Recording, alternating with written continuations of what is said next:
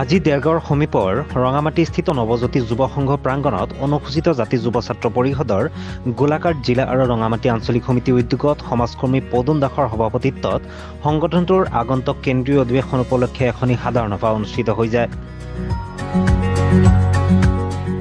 সভাত অনুসূচিত জাতিৰ লোকসকলৰ সৰ্বাংগীন উন্নতি আৰু সংগঠনটোৰ সাংগঠনিক ভেটি শক্তিশালী কৰাৰ উদ্দেশ্যে সাধাৰণ সভাখনিত বিস্তাৰিতভাৱে আলোচনা কৰা হয়।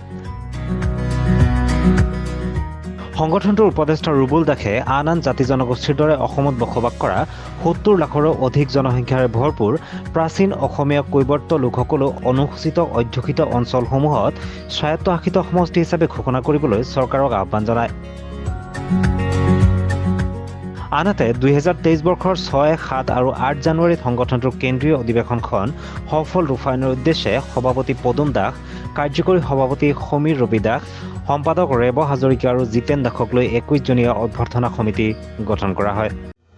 আজি আমি গোলাঘাট জিলাৰ ৰঙামাটিত উপস্থিত হৈছোঁহি কেন্দ্ৰীয় সমিতিৰ এটা সজাতি দল। ইতিমধ্যে গোলাঘাট জিলাৰ ৰঙামাটিত আমি সিদ্ধান্ত কৰিছিলোঁ ৩দিনীয়া কাৰ্যসূচীৰে আমি কেন্দ্ৰীয় অধিৱেশন আমি উদযাপন কৰিম। ইতিমধ্যে জানুৱাৰীৰ ৬, ৭, ৮ তাৰিখে কেন্দ্ৰীয় অধিৱেশনৰ দিন ধাৰ্য কৰা হৈছে আৰু ৰঙামাটিৰ এই বৃহত্তৰ অঞ্চলটোৰ সকলোৱে আমাক সহযোগিতা জনাইছে ইতিমধ্যে।